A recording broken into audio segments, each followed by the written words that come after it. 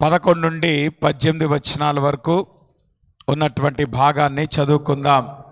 అపోస్తలుడైన పౌలు ఎఫెసీయులకు రాసిన పత్రిక 6వ అధ్యాయం 11 నుండి 18 వరకు ఉన్నటువంటి భాగాన్ని, లేదంటే 10వ వచనం నుండి చదువుదాం. 10 నుండి 18 వరకు మార్చి చదువుదాం. తుదకు ప్రభు యొక్క మహాశక్తిని బట్టి ఆయన యందు బలవంతులై ఉండుడి. మీరు అపవాది తంత్రములను ఎదిరించుటకు శక్తిమంతులగినట్లు దేవుడిచ్చు సర్వాంగ కవచమును ధరించుకొనడి. ఏలైనగా మనము పోరాడినది శరీరంతో కాదు గాని ప్రధానులతోనూ అధికారులతోనూ ప్రస్తుత అంధకార సంబంధులకు లోకనాథులతోనూ ఆకాశ మండలమున్న దురాత్మల సమూహములతోనూ పోరాడుచున్నాము. అందుచేతను మీరు అబద్ధమునందు వారిని ఎదిరించుటకును సమస్తము నెరవేర్చిన వారై నిలువబడుటకును శక్తిమంతులగినట్లు దేవుడిచ్చు సర్వాంగ కవచమును ధరించుకొనడి. ఎలాగనగా మీ నడుమునకు సత్యమును దట్టి కట్టుకొని నీతి అను మైమరువు తొడుగుకొని పాదములకును సమాధాన సువార్తనైన సిద్ధ మనసును జోడుకు తొడుకుని నిలువబడుడి. ఇవన్నీయుగాక విశ్వాసమును డాలు పట్టుకొనుడి. దానితో మీరు దుష్టుని అగ్నిబాణములన్నిటినీ ఆర్పుటకు శక్తిమంతులగుతారు. మరియు రక్షణయను శిరస్నానమును దేవుని వాక్యమును ఆత్మ ఖడ్గమును ధరించుకొనడి. ఆత్మ వలన ప్రతి సమయమందును ప్రతి విధమైన కలిసి చదవచ్చమ్మా, ప్రార్థనను విజ్ఞాపనము చేయించు ఆ విషయమై సమస్త పరిశుద్ధుల నిమిత్తమును పూర్ణమైన పట్టుదలతో విజ్ఞాపనము చేయించు మెళకువగా ఉండుడి. దేవుడు మన వెనుకల్లో ఆయన పరిశుద్ధ వాక్యమును దీవించునుగాక. ప్రభుని ఆరాధిద్దాం.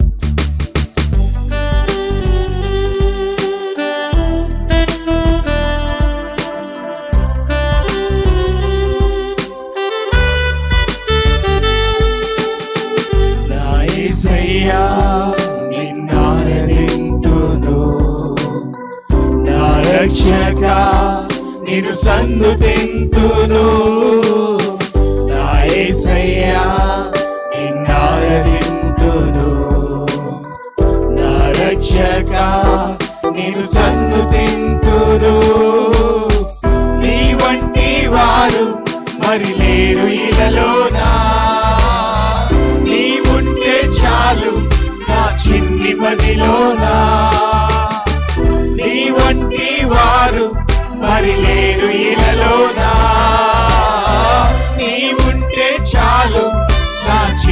నెమ్మదిలోనా నా దాగు స్థలము నీవే నా కన్న తండ్రి నీవే నా దాగు స్థలము నీవే నా కన్న తండ్రి నీవే నా యేసయ్యా నిన్నారాధింతును నా రక్షక నిన్ను సన్నుతింతును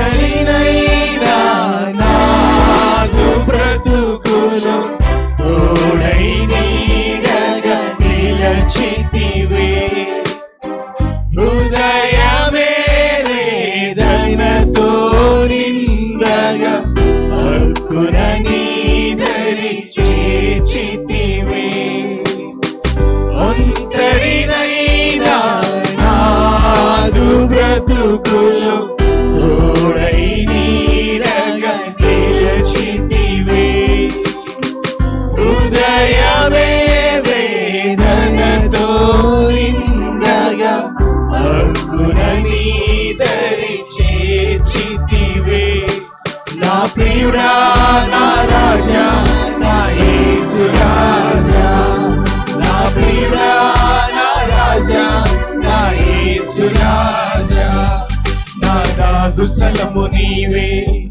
నా కన్న తండ్రి నీవే నా దాగు స్థలము నీవే నా కన్న తండ్రి నీవే నా యేసయ్యా నిన్నారాధింతును నా రక్షక నిన్ను సన్నుతింతును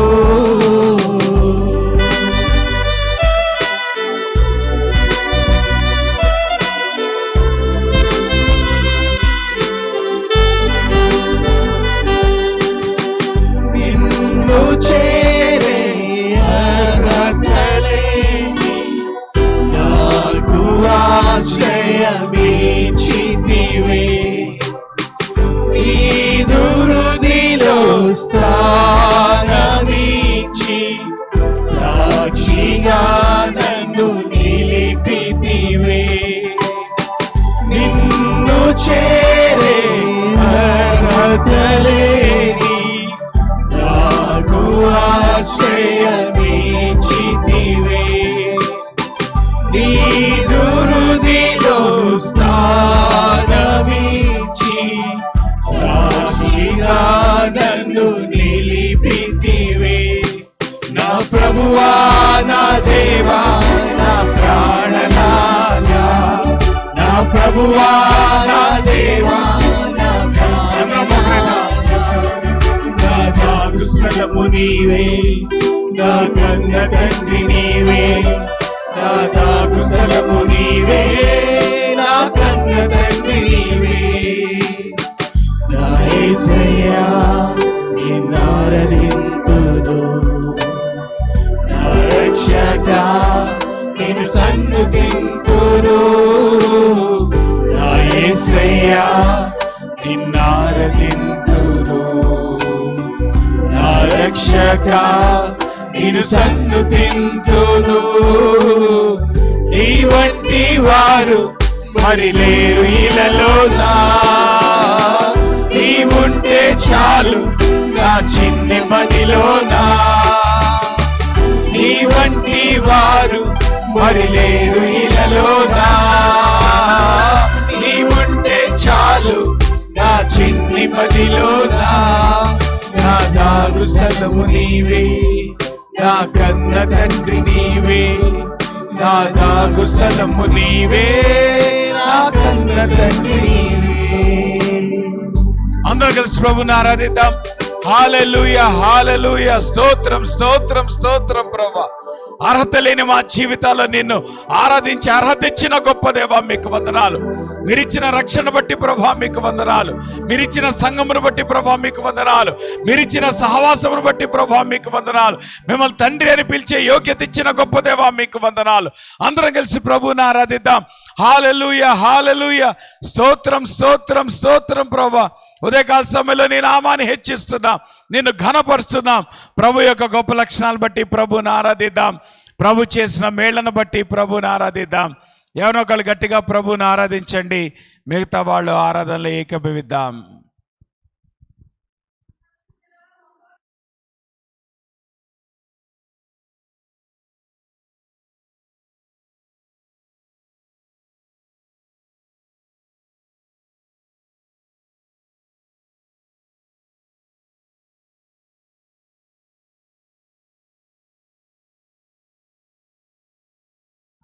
హల్లెలూయా, హల్లెలూయా.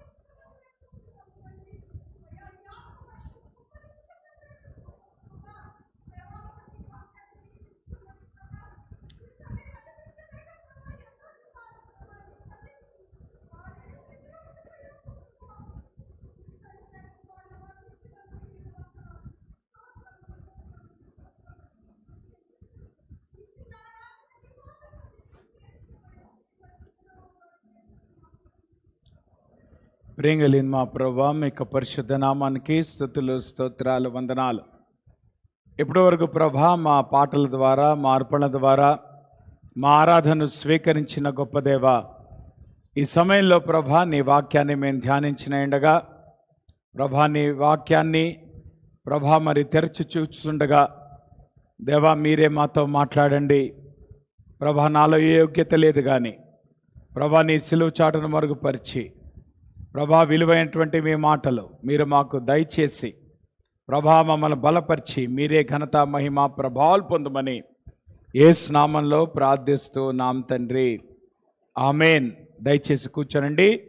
సండే స్కూల్ పిల్లలు సండే స్కూల్కి వెళ్ళండి అమ్మా, పైకి వెళ్ళండి. సండే స్కూల్ పిల్లలు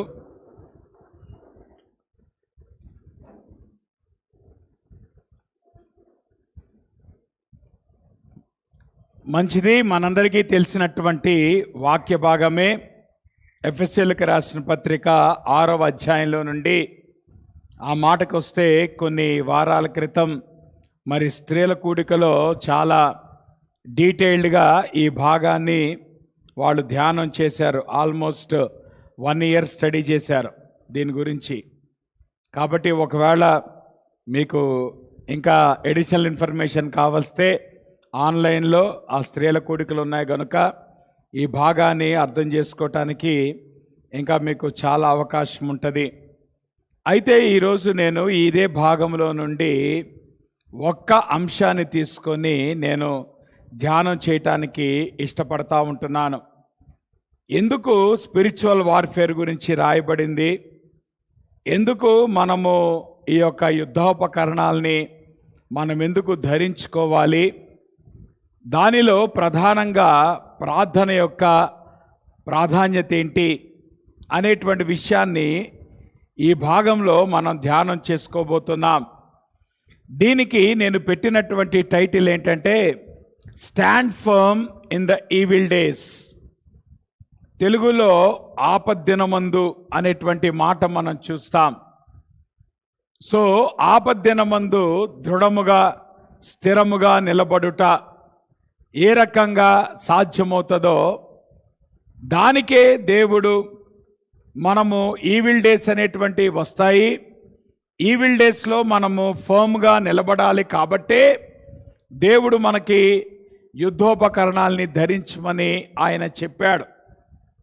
కనుక the basis for the spiritual weapons, దేవుడిచ్చిన యుద్ధోపకరణముల యొక్క ప్రాధాన్యత దేని కొరకు అనేటువంటిది కనుక చూస్తే, because the evil days are already there. ఆపద్దినము అనేటువంటిది మన చుట్టూతా మనము చూస్తున్నాము గనక ఇటువంటి సమయంలో ఈ యొక్క యుద్ధోపకరణాన్ని గనక మనము ధరించకపోతే దానివల్ల నష్టము సంభవిస్తుంది అనేటువంటి విషయాన్ని ఈరోజు ఈ భాగంలో నుండి మనం నేర్చుకోబోతున్నాం. ఇక్కడ మీరు గమనించండి, జీవితము కొంతకాలము జీవించేటప్పటికీ మనకు అర్థమయ్యేటువంటి ఒక విషయం ఏంటంటే, life is not a play ground but it is a battle ground. చాలామంది అనుకుంటారు జీవితం ఎంజాయ్ చేయటానికే, కాబట్టి ఎంత చక్కగా మనం జీవితాన్ని ఎంజాయ్ చేయాలి. ఆ మాటకు వస్తే ఈ సంస్కృతి జీవితాన్ని ఎంజాయ్ చేయటానికి కావలసినంత రిసోర్సెస్ని ఇస్తూ ఉంది. మనకి ఎంటర్టైన్మెంట్ ఇస్తూ ఉంది, మనకి స్పోర్ట్స్ ఇస్తూ ఉంటుంది, మనకి కెరీర్ ఇస్తూ ఉంటుంది, మనకి మనీ ఇస్తూ ఉంటుంది, మనకి ఏమంటారు ఈ మెటీరియలిస్టిక్ వెల్త్ని ఇస్తూ ఉంటుంది. ఇవన్నీ దేని కొరకు అనంటే so that to make life happy, జీవితము సంతోషముగా ఉండాలి. కాబట్టి మైదానంలో ప్లేయర్స్ వెళ్తున్నప్పుడు they have fun in playing. నా మాట మీకు అర్థమవుతుందా? ఎవరు క్రికెట్ ఆడాలనుకున్నా లేదంటే టెన్నిస్ ఆడాలన్నా స్పోర్ట్స్కి వెళ్ళేటువంటి వాళ్ళు ఇదేదో భారంగా వెళ్ళి ఆడరు. వాళ్ళు ఒక ఎగ్జైట్మెంట్ కింద తీసుకుంటారు, ఒక ఫన్ కింద తీసుకుంటారు. అది కూడా వాళ్ళని ఎంటర్టైన్ చేస్తుంది. కాబట్టి ఈ లోకం ఏముంటుందంటే జీవితం అనేటువంటిది ఎంజాయ్ చేయటం కొరకు. కాబట్టి వీలైనంత వరకు జీవితాన్ని ఎంజాయ్ చేయటానికి కావలసినటువంటి సాధనాలు ఏంటి అని మనిషి ఎత్తుక్కుంటా ఉంటాడు, మనిషి దాని కొరకు ప్రయాసపడతా ఉంటాడు. సో దట్ ఉన్నటువంటి ఒకే ఒక ఉద్దేశం ఏంటంటే టు మేక్ లైఫ్ హ్యాపీ. ఎంత చక్కగా జీవితాన్ని మనం సంతోషభరితంగా చేసుకోగలం, ఎంత చక్కగా మన జీవితాన్ని కంఫర్టబుల్గా చేసుకోగలుగుతాం, ఎంత చక్కగా మన జీవితాన్ని కన్వీనియంట్గా మనం చేసుకోగలుగుతాం. So this is the thrust of life. జీవితంలో ఇదిగో ఇది మనకున్నటువంటి గురి.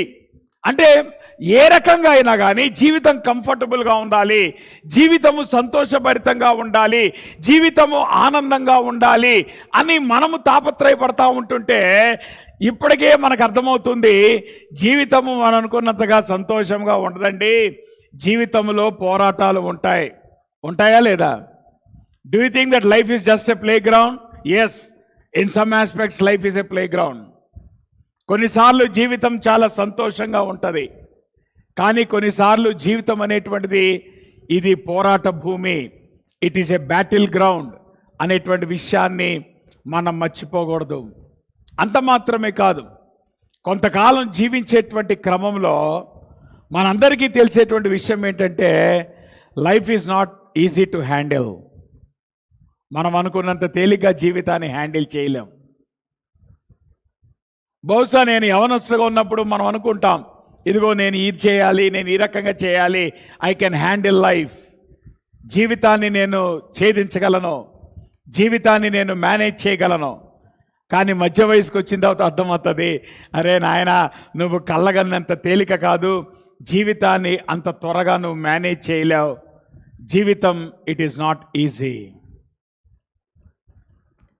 జీవితంలో ఉన్నటువంటి ఒక విశేషం ఏంటంటే, ఒక పక్కన ఎగ్జైట్మెంట్ లేదా ఉండకనేం, ఓ పక్కన ఫన్ లేదా ఉండకనేం, కానీ ఇంకో పక్కన మనకేం కనపడతా ఉంది, there is pain and there is always struggle.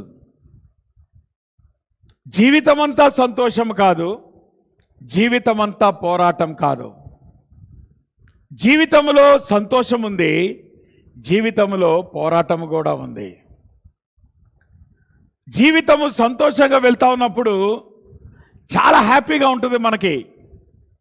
We cherish those moments. అందుకే ఫోటోలు తీసుకుంటాం, వీడియోలు తీసుకుంటాం, అవి ఈరోజు ఆన్లైన్లో షేర్ చేస్తూ ఉంటారు.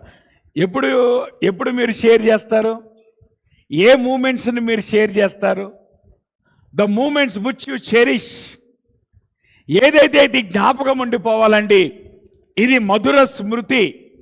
కాబట్టి ఈ స్మృతి నిత్యము ఉండిపోవాలంటే దేవుడు మనకిచ్చినటువంటి సౌకర్యం ఈ రోజు ఉన్నటువంటి సోషల్ మీడియా, అవునా?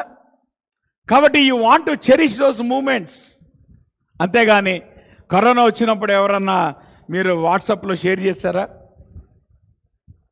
మీ ప్రొఫైల్ పిక్లో పెట్టారా కరోనా మూమెంట్ని కానీ, లేదంటే ఇప్పుడు డెంగ్యూ మూమెంట్ కానీ? ఎందుకు అది వాట్సాప్లో పెట్టరు? ఎందుకు వెకేషన్కి వెళ్ళినప్పుడు వాట్సాప్లో పెడతారు? లేదంటే సంతోషంగా మీరు ఏమంటారు, జాయ్ఫుల్ ట్రిప్స్కి వెళ్ళినప్పుడు మీరు ఎందుకు వాట్సాప్లో పెడతారు? Because those are the moments you want to remember, అవునా? మన జీవితంలో డెఫినెట్గా మధుర స్మృతులు ఉన్నాయి. వాటిని మనం సంతోషంగానే మనం అనుభవిస్తున్నాం, వాటిని జ్ఞాపకం ఉంచుకోవటానికి ప్రయత్నం చేస్తున్నాం. But at the same time there are also a moment of pain and struggle. మనందరి జీవితాల్లో మనం ఆ పెయిన్ గుండా, ఆ స్ట్రగుల్ గుండా వెళ్తూ ఉంటున్నాం. అందుకే ఒక ఆయన ఏమంటాడంటే, లైఫ్ ఈజ్ బిటర్ స్వీట్ కదా. జీవితం ఏ రకంగా ఉంటుంది? మధురమైన చేదు. అది పారాడాక్స్ కాదు? అయితే మధురం ఉండాలి, ఇంకోటి చేదు ఉండాలి. కానీ మధురమైన చేదేంటి? మధురము బై డెఫినేషన్ చేదుగా ఉండదు కదా. నా మాట మీకు అర్థమవుతుందా? So we need to understand, జీవితంలో there are joyful moments where you want to cherish those moments. But at the same time there are also bitter experiences. చేదు అనుభవాలు మన జీవితాల్లో వస్తూ ఉంటాయి. అందువల్లే సాధారణంగా సంతోషంగా ఉన్నప్పుడు మనం ఎగ్జైట్ అవుతామో, ఎప్పుడైతే మన జీవితాల్లో పెయిన్ అండ్ స్ట్రగుల్ వస్తుందో మనం ఏం చేస్తాం? డీలా పడిపోతూ ఉంటాం. అయితే దేవుని వాక్యం ఇక్కడ ఏం చెప్తా ఉంటుందంటే, మీరు ఆపద్దినమందు అన్నాడు. ఇంగ్లీష్లో మీరు ఆలోచిస్తే ఇఫ్ వేరు, వెన్ వేరు. రెండింటికి ఉన్న తేడా ఏంటి? ఇఫ్ అనేటువంటిది it's a condition. If so and so happens అంటే if the evil day comes, లేదంటే ఆపద్దినము వచ్చినప్పుడు, అది ఇఫ్. దాని అర్థం ఏంటి? రావచ్చు, రాకపోవచ్చు. When the evil day comes అంటే దాని అర్థం ఏంటి? ఆపద్దినము వచ్చును. రెండుకి తేడా మీకు అర్థమైందా? If the evil day comes వేరు. అమ్మ మిగతాడు కాస్త పైకి వెళ్ళిపోండి ప్లేస్ లేకపోతే. Right, if the evil day comes వేరు, when the evil day comes వేరు. ఇక్కడ పౌలు గారు ఉపయోగించిన పదం ఏంటో తెలుసా? If the evil day comes అనలైనా, when the evil day comes అన్నాడు. దాని అర్థం ఏంటి? మనందరి జీవితాల్లో ఈవిల్ డే అనేటువంటిది వస్తుంది, ఆపద్దినము వస్తుంది. వచ్చునా? కాదు, వచ్చును. వస్తే వచ్చును కాదు, వచ్చును, తప్పకుండా వచ్చును. ఇక్కడ కూర్చున్న మనందరి జీవితాల్లో కూడా the evil day it comes. Already వచ్చి వెళ్ళినా, లేదంటే రాబోతున్నా వస్తుంది అనేటువంటిది వాస్తవం. సో ఇప్పుడు పౌలు ఏమంటున్నాడంటే, ఆపద్దినము వచ్చినప్పుడు మనం కంగారు పడిపోయి ఏం చేయాలి అంటాం కాదు. ఆపద్దినము రాకముందే ఆపద్దినము కొరకు మనం ప్రిపేర్ అవ్వటం. నా మాట మీకు అర్థమవుతుందా? ఏమండి, మనం కోస్తా తీరంలో ఉన్నాం కాబట్టి ఏమి రావచ్చును? సైక్లోన్స్ రావచ్చును, తర్వాత భూకంపాలు రావచ్చును. కాబట్టి బిల్డింగ్లు డిజైన్ చేసేటప్పుడు ఏం చేస్తారు? ఆ ఫ్యాక్టర్స్ని కన్సిడర్ చేస్తారు. స్టీల్ డిజైన్ చేసేటప్పుడు ముందుగానే ఎర్త్క్వేక్ ఫ్యాక్టర్ ఎంత ఇస్తాడు వాడు. ఇదిగో ఈ ఫ్యాక్టర్ వేయండి, మీరు ఏ జోన్లో ఉన్నారో. ఉదాహరణకి మన ఆంధ్రప్రదేశ్ జోన్ 3లో ఉంది కాబట్టి జోన్ 3లో ఎర్త్క్వేక్ ఫ్యాక్టర్ ఎంత వాడు ముందే స్టీల్ డిజైన్ ఇస్తాడు. లేదా అన్ఎక్స్పెక్టెడ్ ఫ్లడ్ వచ్చినప్పుడు ఎంత ఫ్యాక్టర్ మనం కన్సిడర్ చేయాలి దాన్ని బట్టి వాడు ముందే ఇస్తాడు. కాబట్టి బిల్డింగ్ కట్టకముందు మనము ఆ ఫ్యాక్టర్స్ కన్సిడర్ చేసి మనం బిల్డింగ్ కట్టాలనా, లేదా బిల్డింగ్ కట్టిన తర్వాత ఒకవేళ అవి వస్తే ఏం చేయాలి అని గందరగోళం పడాలా? ఏది వైజ్ అంటారు? మాట్లాడరేంటమ్మా? మీకు అందరూ తెలిసిన శాస్త్రమే కదా, చెప్పండి. బిల్డింగ్ కట్టకముందు మనము ఫ్యాక్టర్ని కన్సిడర్ చేయాలా? బిల్డింగ్ కట్టిన తర్వాత నష్టం వచ్చిన తర్వాత అయ్యో తుఫాన్ వచ్చింది, అయ్యో భూకంపం వచ్చిందని మనము ఏడవాలా? చెప్పండి. సాధారణంగా మనం ఏం చేస్తాం ఈ రెండిట్లో? ఆపద్దినము రాకముందు జాగ్రత్త పడతామా, ఆపద్దినం వచ్చిన తర్వాత ఏడుస్తామా? మాట్లాడరేంటమ్మా? దేవుని వాక్యం ఎక్కడైనా యేసు ప్రభు నమ్ముకున్న వాళ్ళకి నో ఆపద్దినం, there is no evil day అన్నాడు ప్రభు. పౌలు ఎవరికి రాస్తున్నాడు? విశ్వాసులకేగా రాసేది. సో ఏమని రాస్తున్నాడు? When the evil day comes అంటున్నాడు. దాని అర్థం ఏంటి? ఆపద్దినము వచ్చినప్పుడు. దాని అర్థం ఏంటి? ఆపద్దినము వస్తుంది. కానీ ఎప్పుడు జాగ్రత్త పడతావు నువ్వు?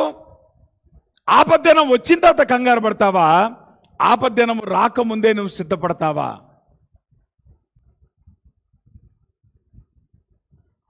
మనందరి జీవితాల్లో ట్రాజడీని మనం హ్యాండిల్ చేయకపోవటానికి కారణం ఏంటో తెలుసా? Because we are not prepared to handle the tragedy. రాకముందే ఎందుకు మనం ఎక్స్పెక్ట్ చేయట్లా? ఎందుకు మనం ప్రిపేర్ అవ్వట్లా? వచ్చిన తర్వాత నాకెందుకు వచ్చింది అంటారేంటమ్మా? ప్రభు నీకు రాదని చెప్పాడు అక్కడన్నా? నువ్వు విశ్వాసి కాబట్టి నీకు ఇది రాదన్నాడు దేవుడు? నువ్వు పాస్టర్ కాబట్టి ఇది రాదన్నాడా? చాలామంది పాపం క్రైస్తవులు అమాయకంగా ప్రాణాలు కోల్పోయారు కరోనా టైంలో. ఎందుకో తెలుసా? వాళ్ళకున్న ఫీలింగ్ ఏంటో తెలుసా? అసలు మాకెందుకు కరోనా వస్తుంది, మేము చాలా మంచోళ్ళం, మేము ప్రార్థనలు చేసేవాళ్ళం. చాలామంది సేవకులు ఎట్లా అనుకున్నారమ్మా, మాకెందుకు వస్తుంది కరోనా? చివరికి ఎంతమంది సేవకులు చనిపోయారు, ఎంతమంది విశ్వాసులు చనిపోయారు? హూ సెడ్ రాదని? ఎవరు చెప్పారు రాదని? దేవుని వాక్యం వస్తుంది, ఆపద్దినం వస్తుందమ్మా. ద ఈవిల్ డే కమ్స్ అని అంటే who told you that evil day is not going to come? So దేవుని వాక్యం ఏముంటుంది? ఈవిల్ డే కొరకు ప్రిపేర్ అవ్వమంటుంది. ఈవిల్ డే వచ్చిన తర్వాత కంగారు పట్టడం కాదు, ఈవిల్ డే వచ్చిన తర్వాత గంతులు వేయటం కాదు, ఈవిల్ డే వచ్చిన తర్వాత మనము శోకాలు చేయటం కాదు. ఈవిల్ డే రాకముందే how you are going to prepare for the evil day. Evil day అని దేనంటారంటే the day where you are overwhelmed by the pain and struggle in your life. జీవితంలో ప్రతిదినము కూడా కొన్ని స్ట్రగుల్స్ ఉంటాయి, కొంత పెయిన్ వస్తుంది. అది ఈవిల్ డే కాదు, that is part of life. కానీ కొన్నిసార్లు నువ్వు విస్తుపోయేటట్లు నీ జీవితంలో పెయిన్ వస్తుంది.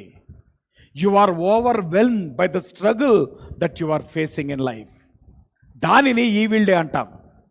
అంటే ఏమి చేయాలో పాలుపోనేటువంటి పరిస్థితిలో జరిగినటువంటి భయంకరమైన కీడు నీ జీవితంలో ఏదైతే సంభవించిందో దాన్ని ఈవిల్ డే అంటాం. యోబు యొక్క జీవితంలో ఈవిల్ డే ఏంటి? ఒక్క రోజునే అన్ని నష్టాలు సంభవించాయి. He was overwhelm. ఒక వార్త వింటున్నాడు, ఒక వార్త తర్వాత ఇంకో వార్త వింటున్నాడు, ఇంకో వార్త తర్వాత ఇంకో వార్త వింటున్నాడు. అన్ని నష్టపరిచేటువంటి వార్తలే. He was overwhelm by the pain and struggle that he faced in a single day. ఇదంతా ఒక్క రోజులో సంభవించింది. ఒక నెలలో సంభవించిన కీడు కాదు, ఒక సంవత్సరంలో సంభవించిన కీడు కాదు. ఒక్క రోజులో పరిస్థితులు తారుమారయ్యేటువంటి పరిస్థితి మన జీవితంలో అది సంభవిస్తుంది. You need to understand. కాబట్టే పౌలు ఈ భాగం రాస్తూ అంటున్నాడు, when the evil day comes how you are going to prepare. అంటే పాయింట్ నెంబర్ 1 ఆయన అంటున్నాడు, తుదకు ప్రభు యొక్క మహాశక్తిని బట్టి ఆయన యందు బలవంతులై ఉండుడి. దాని అర్థం ఏంటి తెలుసా?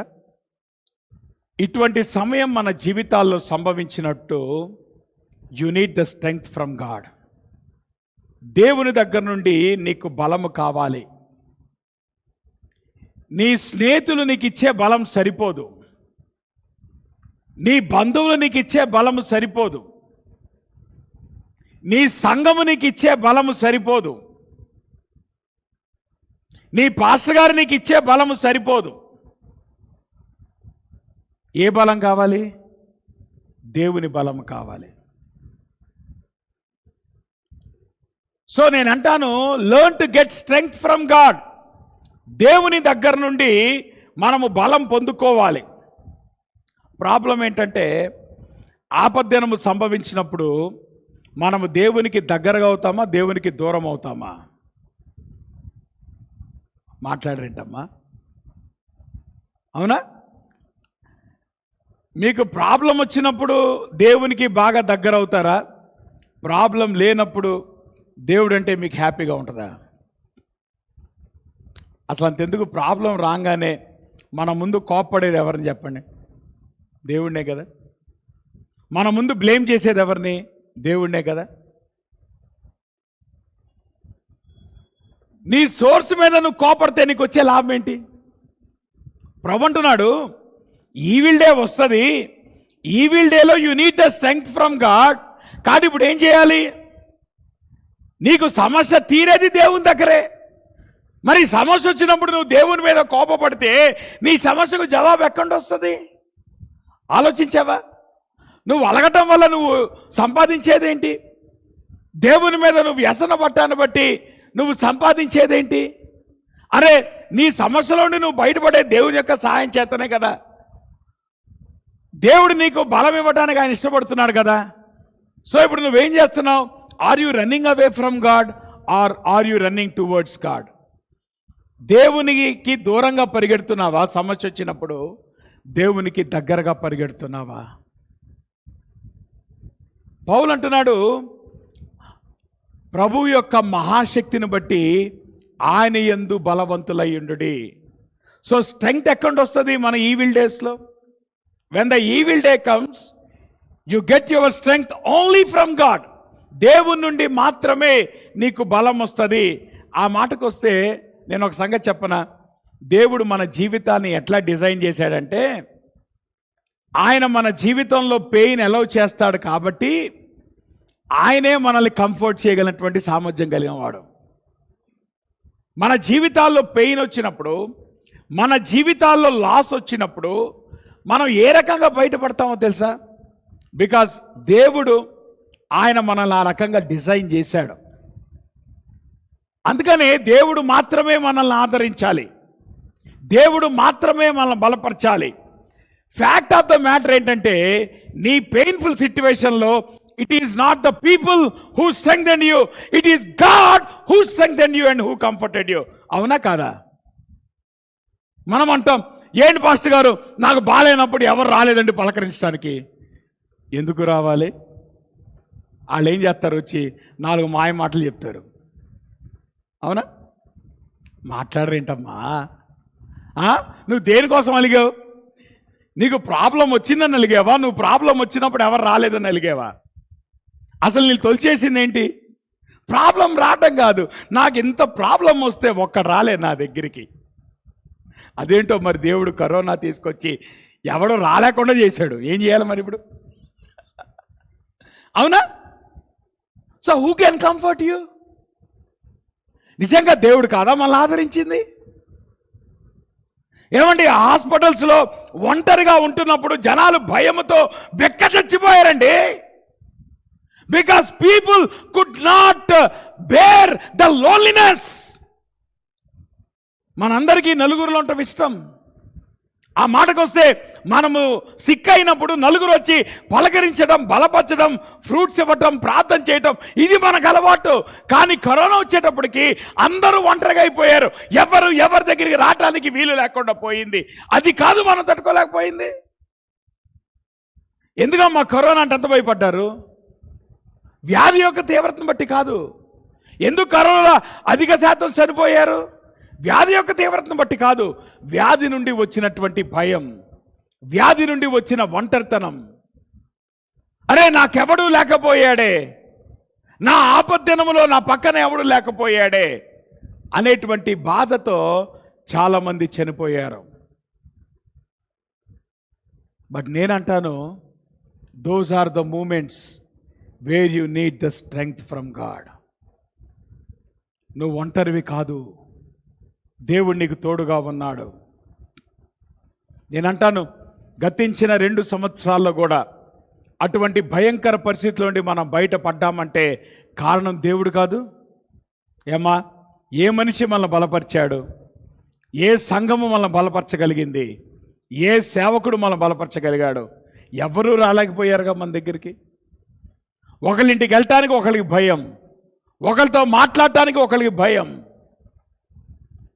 మరి ఈరోజు మనం నిలబడ్డామంటే దేవుడు కాదు మనం నిలబెట్టింది, దేవుడు కాదు మనం బలపరిచింది, దేవుడు కాదు మనం ఆదరించింది. అందుకే నేను అంటాను, learn to derive strength from God. ఆపద్దిన ముందు ఆయన బట్టి బలవంతులై ఉండండి. ఏమండి, ఆపద్దిన మందు దేవుని యొక్క బలము మనం పొందుకోవాలంటే సంవత్సరం అంతా దేవుని యొక్క బలం పొందుకుంటా ఉండాలా? ఆపద్దినం వచ్చినప్పుడు మాత్రమే దేవుని యొక్క బలం పొందుకోవాలా? చాలామంది ఏం చేస్తారంటే సంవత్సరం అంతా నిద్రపోతారు, ఆపద్దినం వచ్చినప్పుడు మేల్కొని ప్రవ్వా ప్రవ్వా అంటారు. అయితే దేవుడు ఎంత కృపగలవాడంటే, నువ్వు సంవత్సరం అంతా నిద్రపోయి నీ ఆపద్దినంలో నువ్వు గొడబెట్టినా దేవుడు ఆయన ప్రజెంట్ అయిపోతాడమ్మా. అది దేవుని యొక్క మహాకృప. మనమైతే ఏమంటాం తెలుసా? ఎప్పటికి నేను గుర్తుకొచ్చానా అని ఎంత దీర్ఘాలు పలుకుతావో, దేవుడు అట్ట అనేవాడు కాదు. నువ్వు సంవత్సరాలు ఆయన వదిలిపెట్టినా నీ ఆపద్దినంలో నువ్వు మొరపెట్టంగానే ఆయన నీకు సహాయం చేసేటువంటి గొప్ప దేవుడు. అందుకే పౌలు అంటున్నాడు, derive the strength from God. దేవుని నుండి బలము పొందుకోండి. కారణం ఏంటో తెలుసా? You need to understand the root of the problem. మనకున్నటువంటి ఒక అలవాటు ఏంటంటే, సమస్య యొక్క మూలాల్లోకి వెళ్ళం. మనకి ఇష్టం ఉండదు మూలాల్లోకి వెళ్ళటం. మనం ఎప్పుడు కూడా ఏం చేస్తామంటే సమస్యను పైపైన సర్దడానికి ప్రయత్నం చేస్తూ ఉంటాం. పౌలు అంటున్నాడు, లేదు నువ్వు మూలాలకెళ్ళు. మూలాలకెళ్ళినప్పుడు నీకు అర్థమయ్యేది ఏంటో తెలుసా? The problem is not the people. మనం అనుకుంటాం, పాస్టర్ గారు అతని వల్ల నాకు ప్రాబ్లం వచ్చిందండి, ఇతని వల్ల నా ప్రాబ్లం వచ్చిందండి, ఈ బాస్ వల్ల నాకు ప్రాబ్లం వచ్చిందండి. పౌలు అంటున్నాడు, అరే కాదురా నాయన, ఒకసారి మీ కళ్ళు తెరవండి, ప్రాబ్లం యొక్క రూట్ ఏంటో మీకు అర్థమవుతుంది. ఆ మాటకు వస్తే పౌలు పరిచర్య చేస్తున్నప్పుడు ఎవరు చక్రవర్తిగా ఉన్నాడు? చాలా మంచివాడైనటువంటి నీరో చక్రవర్తిగా ఉన్నాడా? నీరో ఎంత దుర్మార్గుడు, నీరో ఎంత శాడిస్ట్, అవునా? సో ఇప్పుడు పౌలు ఎవరిని బ్లేమ్ చేయొచ్చు? సంగమా, ఇదిగో ఈ నీరో, ఇతని వల్ల మనం కష్టపడుతున్నాం కదా, ఇంకేం కంగారు పడమాకండి, ఈ నీరో చచ్చిపోతాడు, అప్పుడు మనకంతా బాగుంటుంది అన్నాడు ఆయన. ఇప్పుడు వాళ్ళు శ్రమలు పడుతుంది ఎవరిని బట్టి అమ్మా? నీరోని బట్టి కాదు, అవునా? సంఘాన్ని హింసించింది ఎవరు? నీరో చక్రవర్తి. పౌలుని అరెస్ట్ చేసింది ఎవరు? నీరో చక్రవర్తి. పౌలు శిరచ్ఛేదనం కావడానికి కారణం ఎవరు? నీరో చక్రవర్తి. అంటే మినిస్ట్రీని ఎఫెక్ట్ చేసిందంతా ఎవరు? నీరో చక్రవర్తి. యేసు ప్రభుని సిలువేసింది ఎవరు? పిలాతు కాదు, పర్మిషన్ ఇచ్చింది. యేసు ప్రభు వారు అయ్యయ్యో పిలాతు వల్ల నేను చనిపోయాను అన్నాడు ఆయన. ఆయన ఏమన్నాడు? Understand the root problem. Paul అంటున్నాడు, నీ వెనకాల చాలా ఫోర్సెస్ ఉన్నాయి. ఏంటా ఫోర్సెస్? ప్రస్తుత అంధకార సంబంధమగు లోకనాథులతోనూ దురాత్మల సమూహముతోనూ ఎవరెవరున్నారు వెనకాల? There are so many people working behind you, so many demons. చాలా దయ్యాలు పనిచేస్తున్నాయి వెనకాల. ఆ దయ్యాలకు కూడా ర్యాంకింగ్ ఉంది. చిన్న దయ్యాలు ఉన్నాయి, పెద్ద దయ్యాలు ఉన్నాయి. చిన్న ర్యాంక్స్ ఉన్న దయ్యాలు ఉన్నాయి, కమాండర్ లెవెల్ ఉన్న దయ్యాలు ఉన్నాయి. అన్నిటికీ సూపర్ కమాండర్ సాతానుగాడు. ఆడం తేలిక మన దగ్గర రాడమ్మా. మనం అనుకుంటాం చిన్నదానికి సాతానుగాడు, ఆడికేం పని లేదు, ఆడు సూపర్ కమాండర్. నీ దగ్గరికి ఆడెందుకు వస్తాడు? ఆడెవరో ఇంపార్టెంట్ పీపుల్, యోగు లాంటి వాడి దగ్గరికి వెళ్తాడు. మన దగ్గరికి ఎందుకు వస్తాడు అమ్మాడు? ఆడ మన దగ్గర బచ్చగాళ్ళని పంపిస్తున్నాడు. ఆ బచ్చగాళ్ళని చూసే మనం ముందు దడుచుకొని వస్తున్నాం. ఏమా ఎవరిని చూసి దడుచుకుంటున్నావు? ఆటోలో బచ్చగాళ్ళని చూసి దడుచుకుంటున్నాను. ఆడ నేను నీ దగ్గర ఎందుకు రావాలో పద్దగా నా పేరు ఎత్తమాక, నా పేరు బదనాం చేస్తాం సాతానుగాడు అనుకుంటూ ఉంటాడు మనల్ని. నువ్వెందుకు పద్దగా నా పేరు బదనాం చేస్తావు? అసలు నీ దగ్గర నేను వచ్చే లెవెల్ కాదు నీది. నా బచ్చగాడిని పంపిస్తాను నీ దగ్గరికి, చాలు నేను భయపెట్టడానికి. చచ్చిపోతాను ఒడుకొని బచ్చగాడిని చూసి. పౌలు అంటున్నాడు, అండర్స్టాండ్ ద రూట్ ప్రాబ్లం. రూట్లోకి వెళ్ళండి. ఎవడు మన మీద పోరాడేది? కాబట్టి నీకు ప్రాబ్లం వచ్చినప్పుడు మనుషులు చూసి కోపడమాకమ్మా, వాళ్ళని చూసి నువ్వు మనసు కష్టపెట్టుకోమాక. ప్రాబ్లం వాళ్ళు కాదు, ప్రాబ్లం వాళ్ళు వెనకాల ఉన్నటువంటి సాతానుగాడి యొక్క ఆర్మీ ఉంది. There is an army which is working. కాబట్టి పౌలు అంటున్నాడు, డోంట్ క్విట్. నిరాశపడాల్సిన అవసరం లేదు. నీ ఆపద్దినము నీకు సంభవించినప్పుడు నువ్వు నిరాశపడాల్సిన అవసరం లేదు. ఏం చేయాలి? దేవుడిచ్చేటువంటి సర్వాంగ కవచాన్ని నువ్వు ధరించాలి. So that you don't run away from God. ఇప్పుడు మీరు ఆలోచించండి, మిలిటరీ వాళ్ళు యూనిఫామ్ ప్రతిరోజు వేసుకుంటారా? యుద్ధం వచ్చినప్పుడు మాత్రమే వేసుకుంటారా? మాట్లాడంటమ్మా. అవునా? యూనిఫామ్ ఎప్పుడు వేసుకుంటారు?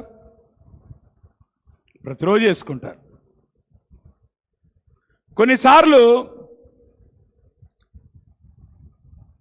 వాళ్ళు యూనిఫామ్ వేసుకున్నది యుద్ధం ఉందని కాదు, కానీ వాళ్ళ జీవితమే యూనిఫామ్ వేసుకోవటం. యుద్ధం వచ్చినప్పుడు యూనిఫామ్ కంపల్సరీ ఉంటుంది, యుద్ధం లేనప్పుడు యూనిఫామ్ ఉంటుంది. క్రైస్తవులు సర్వాంగ కవచం కొరకు ఎప్పుడు ఎత్తుక్కుంటారు? యుద్ధం వచ్చినప్పుడా, యుద్ధం రానప్పుడా? మన జీవితాల్లో మన కంగారు పట్టడానికి ఇది కారణమమ్మా. You are not prepared for the evil day. ఆపద్దినము కొరకు నీలో సిద్ధపాటు లేదు. నువ్వేం చేస్తున్నావంటే, ఆపద్దినం వచ్చిన తర్వాత హెల్మెట్ ఎక్కడుంది, స్వోర్డ్ ఆఫ్ ద స్పిరిట్ ఎక్కడుంది, తర్వాత అరే ఇది ఏ అల్మార్లో ఉంది. మీకు అర్థమవుతుందా? నిక్ ఆఫ్ ద మూమెంట్లో వస్తువు కనపడకపోతే మనకెంత ఫ్రస్ట్రేషన్ వచ్చేస్తుందో కదా. అరిచేస్తాం అరుపులు, ఇది ఎక్కడ పెట్టావు, అది ఎక్కడ పెట్టావు, ఇది ఎక్కడ ఉంది, అది ఎక్కడ. అరే ఉదయం ప్రయాణం కంటే ముందు రోజు ఈవినింగ్ చూసుకోపోయావా? ముందు రోజు ఈవినింగ్ ఎవరు సర్దుకుంటారా? సర్దుకోరు. ఎప్పుడు సర్దుకుంటారు? ఉదయం లేచిన సర్దుకొచ్చిలే. ఉదయం లేచిన తర్వాత కనపడదు, కనపడపోతే ఫ్రస్ట్రేషను. ఎవరి మీద ఫ్రస్ట్రేషను? నీ పక్కన తేలిక ఉంటారు కదా, నీ భార్య, నీ పిల్లలు. నీకు బాధ్యత లేదా? ముందు రోజే సర్దుకునే బాధ్యత లేదు. వారం రోజులు ముందే రిజర్వేషన్ చేసుకున్నావే, సూట్ కేసు ఎప్పుడు సర్దుకుంటావు? నిక్ ఆఫ్ ద మూమెంట్లో సర్దుకుంటారా? మన దౌర్భాగ్యం అదమ్మా. మనకి చివరి మూమెంట్ వచ్చేదాకా అసలు మనము ఏమి చెయ్యాలి అనే సిద్ధపాటు మనకి లేదు. ఒక అడ్వాన్స్డ్ ప్లానింగ్ లేదు మనకి లైఫ్లో. అడ్వాన్స్డ్గా మనం ఆలోచించి ఏ రకంగా నేను ఈ ప్రాబ్లం నాకు వస్తే నేను ఏ రకంగా దాన్ని ట్యాకిల్ చేయాలి. చాలామంది అనుకుంటే ప్రాబ్లం వచ్చినప్పుడు చూసుకుందాలండి, ఇప్పుడు అంతా బాగానే ఉంది కదా. ప్రాబ్లం రానే వస్తుంది. ప్రాబ్లం వచ్చిన తర్వాత గందరగోళం మనకి. ఎందుకు గందరగోళం? ఎందుకు? Because you are not prepared. నువ్వు అనుకున్నావు నాకెందుకు వస్తుంది ప్రాబ్లం, నేను ప్రార్థన చేస్తా కదా, నేను మందిరానికి వెళ్తా కదా, నాకెందుకు వస్తుంది ప్రాబ్లం. ఎవరు చెప్పారు నీకు? నేనంటున్నాను, learn to be prepared. Paul అంటున్నాడు, first of all you recognize your enemy. నీ యొక్క ఎనిమీ, నీ యొక్క శత్రువు ఎవడో గుర్తించు. ఆ శత్రువుకు ఉన్నటువంటి కొన్ని క్యారెక్టరిస్టిక్స్ ఇస్తున్నాడు. ఒకటేంటో తెలుసా? They are numerous. కొన్ని కోటాను కోట్ల శత్రువులు మనల్ని వెంటాడుతున్నారు. ఎవరాళ్ళు? ప్రధానులు, అధికారులు, ప్రస్తుత అంధకార సంబంధముకు లోకనాథులు, ఆకాశ మండలముందున్న దురాత్మల సమూహము. ఎంతమంది ఉన్నారమ్మా? కొన్ని కోటాను కోట్ల మంది మన వెనకాల పోరాడుతున్నారు. గుర్తుంచుకోండి, దే ఆర్ న్యూమరస్. అంత మాత్రమే కాదు, దే ఆర్ పవర్ఫుల్. వాళ్ళు మనకంటే శక్తి గల వాళ్ళమ్మా. చెప్పండి, సాతానుగాడు మనకంటే శక్తి గలవాడా తక్కువ, శక్తి ఎక్కువ ఉన్నాడా? సో వాడి దగ్గర ఉన్న డీమన్స్ అందరూ కూడా మనకంటే శక్తి గలవాళ్ళ, శక్తి తక్కువ ఉన్నోళ్ళ? They are powerful. J B Phillips అని ఒక బిబ్లికల్ కామెంటేటర్ ఆయన అంటాడు, these are the spiritual agents from the very headquarters of evil. భయంకరమైన నాశనం యొక్క హెడ్ క్వార్టర్ నుండి బయటకు వచ్చేవాళ్ళు. వీళ్ళకి దయ లేదమ్మా, వీళ్ళకి ప్రేమ లేదు, వీళ్ళకు జాలి లేదు. వాళ్ళ డిటర్మినేషనే నీ లైఫ్ని డిస్ట్రాయ్ చేద్దామనే ఒకే ఒక్క గోల్తో నీ మీదకి వచ్చి వాళ్ళు పోరాడుతున్నారు. They are powerful. అంత మాత్రమే కాదు, దే ఆర్ వికెడ్. వీళ్ళకేమి నైతిక విలువలు లేవు. ఏమ్మా, దయ్యాలకి మోరల్ కోడ్స్ ఉంటాయా? దయ్యాలకి జాలి ఉంటుందా? దయ్యాలకి కరుణ ఉంటుందా? They are wicked. అంత మాత్రమే కాదు, దే ఆర్ క్లవర్. మనకంటే ఎవరు జిత్తులు మారి చెప్పండి? అసలా దేవుని పోలికలో పర్ఫెక్ట్ బీయింగ్స్గా సృష్టించబడిన ఆదాము అవ్వల్నే మోసం చేయగలిగాడు సాతానుగాడు. ఇప్పుడు మనం పర్ఫెక్ట్గా ఉన్నామా, ఇంపర్ఫెక్ట్గా ఉన్నామా? ఏమండి, మనం పర్ఫెక్ట్ బీయింగ్సా? ఆదాము అవ్వలాగా మనం పర్ఫెక్టా? కాదు, మనం ఇంపర్ఫెక్ట్ బీయింగ్స్. మన జన్మలోనే పాపం ఉంది, మన క్రియల్లో పాపం ఉంది. కాబట్టి సాతానుగాడు మన ఫుట్బాల్ ఆడుకుంటాడు. నా మాట మీకు అర్థమవుతుందా? మరణము లేని వానిగా, ఒక పర్ఫెక్ట్ బీయింగ్గా ఆదాము అవ్వలు సృష్టించబడ్డారు. వాళ్ళనే సాతానుగాడు బోల్తా కొట్టించాడు. సచ్ ఏ క్లవర్ ఫెలో వాడు. గుర్తుంచుకోండి, జిత్తులు వేస్తా ఉంటాడు వాడు. ఇక మనవాడికి ఒక లెక్క అమ్మా, మనం తల్లి గర్భంలోనే పాపంతో పుట్టినటువంటి వాళ్ళం. మన జీవితమే పాపపు మయం. We are imperfect beings. అటువంటి మనల్ని వాడు మోసం చేయలేడా? అందుకనే నేను అంటాను, మనము నేల మీద నడిచేటువంటి సైనికులము, ఆకాశంలో పోరాడే దురాత్మల సమూహముతో మనం పోరాడుతున్నాం.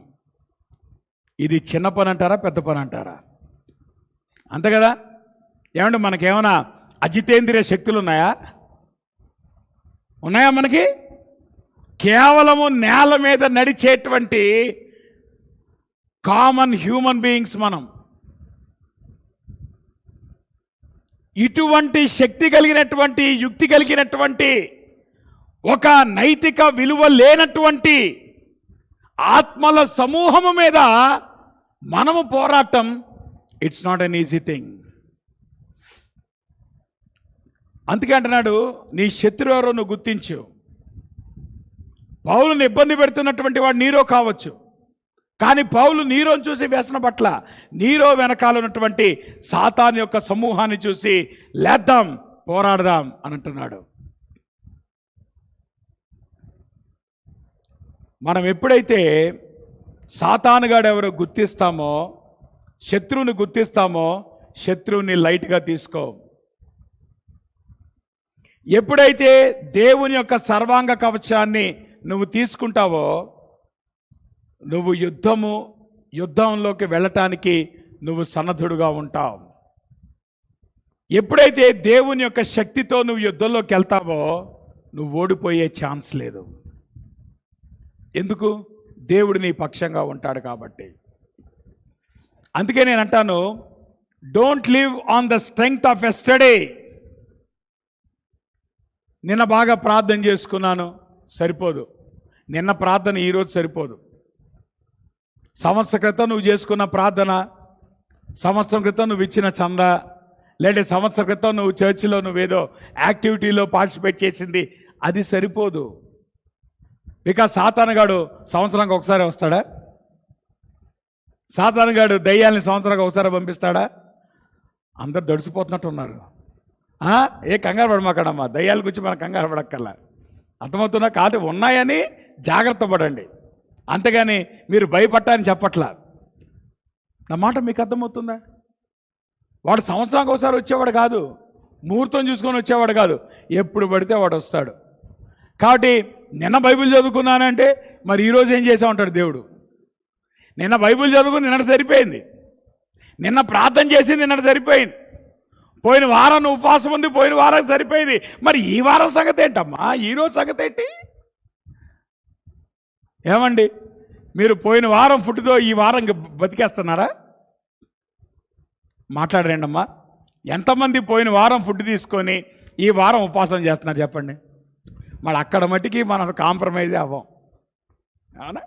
కాంప్రమైజ్ అవుతారా? ఏ వారానికి, ఏ పూటకి, ఏ గంటకి ఫుడ్ పడాల్సిందే. మరి సాతానుగాడి మీద పోరాటం ఎట్లా చేస్తావు? ఎప్పుడు ఆత్మీయంగా ఉండాలి? నీ చిన్నప్పుడు నువ్వు ఆత్మీయంగా ఉండాలా? సరిపోద్ది అది? కొంతమంది అంటారు, పాస్గా నేను చిన్నప్పుడు బలి చర్చికి వెళ్ళేవాడినండి. నువ్వు చిన్నప్పుడు చర్చికి వెళ్ళిన దాని మీద ఇప్పుడు పెద్ద ఏదో బతికేద్దామని. అంత ఈజీ నా స్పిరిచువల్ లైఫ్?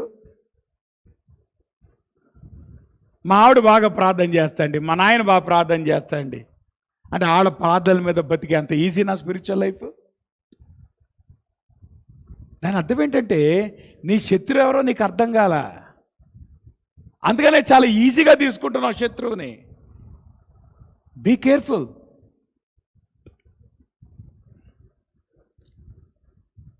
దేవుని యొక్క మహాకృప ఏంటంటే సాతానుగాడు నీ మీదకి వచ్చిన ప్రతిసారి యేసయ్య తండ్రి దగ్గరికి వెళ్ళి విజ్ఞాపన చేస్తున్నాడు. కాబట్టే మనం బతికి పట్టగడుతున్నాం. మనం అనుకుంటాం నేను చాలా భక్తిపరుడు కాబట్టి నేను సమస్యల నుండి బయటపడుతున్నాను. కాదండి, మన భక్తిని బట్టో, మన శక్తిని బట్టో, మన యుక్తిని బట్టో మనం సమస్యల నుండి బయటపట్ల యేసు ప్రభు మన కోసం విజ్ఞాపన చేస్తున్నాడు. మనకు నిత్యము మన పక్షంగా విజ్ఞాపన చేసే విజ్ఞాపనకర్త ఆయన మన పక్షంగా ప్రార్థన చేస్తున్నాడు. కాబట్టే మన జీవితాలు ఇంకా కొనసాగుతున్నాయి. So learn who is the real enemy. ఇక్కడ అంటున్నాడు, సంవత్సరానికి ఒకసారి మనకి పెరేడ్లు జరుగుతూ ఉంటాయి కదా. రిపబ్లిక్ డే పెరేడ్ ఉంటుంది, ఇండిపెండెన్స్ డే పెరేడ్ ఉంటుంది. ఇండిపెండెన్స్ డే పెరేడ్లో, రిపబ్లిక్ డే పెరేడ్లో ఏం చేస్తారు? ముఖ్యంగా రిపబ్లిక్ డే పెరేడ్లో ఏం చేస్తారంటే కంట్రీకి ఉన్నటువంటి వెపన్స్ని వాళ్ళు డిస్ప్లే చేస్తారు, షో ఆఫ్ చేస్తారు.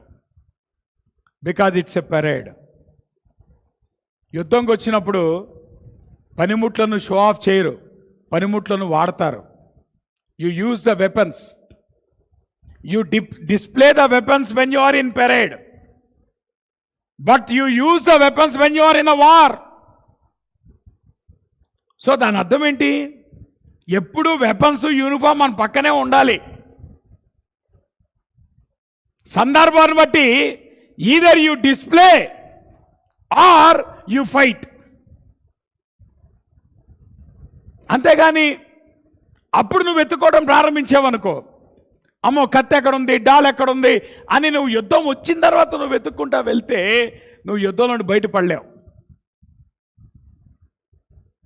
కాబట్టి సర్వాంగ కవచాన్ని పట్టుకొని తిరగమనలా పౌలు గారు. యూనిఫామ్ చాలా హెవీగా ఉందండి, అవునా? యూనిఫామ్ వేసుకోవాల్సిందే. కొంతమందికి ఎట్లా ఉంటుందంటే చక్కగా లుంగి కట్టుకొని వెళ్ళిపోవచ్చు కదా,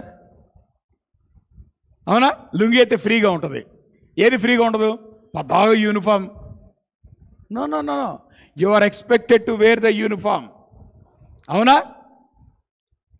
నువ్వు యూనిఫామ్ వేసుకుంటేనే నీకు విలువ, యూనిఫామ్ వేసుకుంటేనే నీకు ఐడెంటిటీ. యూనిఫామ్ వేసుకోకపోతే లుంగి కట్టుకొని తిరుగుతున్నావు అనుకో, నీ వంక చూసినప్పుడు వీడు ఎవడోలే అనుకుంటావు. అదే వాడు యూనిఫామ్ వేసుకొని తిరుగుతూ ఉంటే అమ్మో వీడు కమాండర్ అండి, అవునా? సో నీకు గుర్తింపు దేని బట్టి వస్తుంది? నువ్వు యూనిఫామ్ని బట్టి వస్తుంది. కానీ పౌలు అంటున్నాడు, ఒక క్రైస్తవునిగా, ఒక విశ్వాసిగా యూనిఫామ్ వేసుకో. ఎప్పుడు వేసుకోవాలి? ఎల్లప్పుడూ సర్వాంగ కవచం ధరించుకోవాలి. ఏమున్నాయండి సర్వాంగ కవచంలో? నేను అంటాను 6 వస్తువులు ఉన్నాయి. ఒకటేంటి? శిరస్త్రాణము. రెండవది మైమరువు, నీతి అనేటువంటి మైమరువు. తర్వాత నడుముకు సత్యం అనేటువంటి దట్టి, లేదంటే ఆత్మ ఖడ్గము. ఆ తర్వాత విశ్వాసం అనే డాలు, సమాధాన సంబంధమైన జోళ్ళు. ఇప్పుడు దీన్ని ఇంకా సింప్లిఫై చేస్తాను నేను, అవునా? ఒకవేళ మిమ్మల్ని కనుక లేచి ఏంటండి చెప్పండి ఆర్మర్ ఆఫ్ గాడ్ అంటే మీరు టకటకని చెప్తారా, తడబడతారా? అవునా? ఇప్పుడు మన ఎదురుగా ఉంది కాబట్టి టకటకని చెప్పాను నేను, అవునా? ఇప్పుడు ఆ లిస్ట్ నా దగ్గర లేదనుకోండి, ఏముందండి సర్వకంచంలో తల మీద అని మనం ఏం చేస్తూ ఉంటాం? కష్టపడుతూ ఉంటాం. ఇంకా సింప్లిఫై చేస్తాను. ఎందుకంటే ఏం కావాలి? హెల్మెట్ ఆఫ్ సాల్వేషన్ కావాలా? సరే, యేసు ప్రభు గురించి ఏం రాయబడింది? లోకము తన కుమారుని ద్వారా రక్షణ పొందుటకే గాని లోకమునకు తీర్పు తీర్చుటకు దేవుడు ఆయన లోకంలోకి పంపలేదు. అంటే కుమారుడు he is the author of your salvation. సరే, నీకు నీతి అనేటువంటి మైమరు కావాలా? ఎవరండి యేసు ప్రభువారు? అతిశయించువాడు ప్రభువునందే అతిశయించవలను అని వ్రాయబడింది. నెరవేరినట్లు దేవుని మూలముగా ఆయన మనకు జ్ఞానమును నీతియు ఆయను. He is our righteousness. Okay, సత్యం అనేటువంటి దట్టి వేసుకోవాలా? యేసు ప్రభువారు ఏమన్నాడు? నేనే మార్గం, నేనే సత్యం అన్నాడు కదా. సరే, ఆత్మ ఖడ్గము కావాలా? అయితే యేసు ప్రభువారు ఏమన్నాడు? ఆది యందు వాక్యం ఉండెను, వాక్యము దేవుని యొద్ద ఉండెను, ఆ వాక్యము దేవుడై ఉండెను. సరే, విశ్వాసమును డాలు కావాలా? సరే, యేసు ప్రభు గురించి ఏం రాయబడింది? మనము కూడా ప్రతి భారమును సులువుగా చిక్కులు పెట్టి పాపను విడిచిపెట్టి విశ్వాసమునకు కర్తయు, he is the author and finisher of our salvation. సరే, సమాధానం అనేటువంటి జోళ్ళు కావాలంటే ఎఫెసీయులకు రాసిన పత్రికలో ఏం రాయబడింది? ఆయన మన సమాధానమై ఉన్నాడు. అంటే సింపుల్గా నేను చెప్పనియండి, ప్రతి దాని దగ్గర యేసు ప్రభు సరిపోతాడు. అందుకే రోమిలకు రాసిన పత్రిక వచ్చేటప్పటికి పౌలు సింప్లిఫై చేశాడు. ఏమన్నాడు ఆయన? మెట్టుకు ప్రభువైన యేసుక్రీస్తును ధరించుకున్నవారే. అబ్బా, ఎంత సింప్లిఫై చేశాడు ప్రభు. నాకేమో గుర్తుండట్లా, లిస్ట్ గుర్తుండట్లా. పౌలు అన్నాడు, సరే నాయన కన్ఫ్యూజ్ అవ్వమాక, దేవుడు ఎంత కృపగలవాడంటే నువ్వు ఇంకా కన్ఫ్యూజ్ అవ్వకుండా సింపుల్గా యేసు ప్రభుని ధరించేయి, సరిపోద్ది. అవునా? యేసు ప్రభులో ఏముంది? He is the author of salvation. He is our righteousness. He is the truth. He is the word of God. He is the author and finisher of our faith. And He is our peace. ఏదైతే ఆత్మ శిరస్త్రాణములో ఏమంటారు? సర్వాంగ కవచములో ఉన్నటువంటి భాగాలన్నీ కూడా యేసు ప్రభులో ఉన్నాయి. కాబట్టి సింపుల్గా, if you don't remember the armour of God, simply put on Christ. Yesu ప్రభుని ధరించు చాలు. If you don't remember the Bible, if you don't remember the word of God, simply put on Christ. ఎందుకు సర్వాంగ కవచాన్ని ధరించాలి? ఏంటి పాస్టర్ గారు, ఇప్పుడు యుద్ధం టైం కాదు కదా? యుద్ధం టైం ఎప్పుడు వస్తుందో నీకు తెలియదు కాబట్టి. ఎందుకంటే పాపం సాతానుగాడు వెకేషన్ తీసుకోడు. సాతానుగాడు ఎప్పుడైనా 1 సంవత్సరం పాటు విశ్రాంతి దినాన్ని వాడు ఆచరిస్తాడా? అవునా? అసలు విశ్రాంతే తీసుకోడు. పోనీ వాడు యుద్ధం చేసేవాడు ఫేర్గా యుద్ధం చేస్తాడా? రూల్స్ ప్రకారం యుద్ధం చేస్తాడా? లేదే. వాడి పేరే మోసగాడు. కాబట్టి ఇటువంటి మోసగాడు, రెస్ట్ తీసుకోకుండా పోరాటం చేసేవాడిని నువ్వు ఎదుర్కోవాలంటే క్రీస్తు ఈజ్ ఈక్వల్ టు సర్వాంగ కవచాన్ని నువ్వు నిత్యము ధరించేవాడివై ఉండాలి. పౌలు గారు అదే అంటున్నాడు. ఆపద్దినం వచ్చినప్పుడు క్రీస్తు కొరకు పరిగెత్తమాక.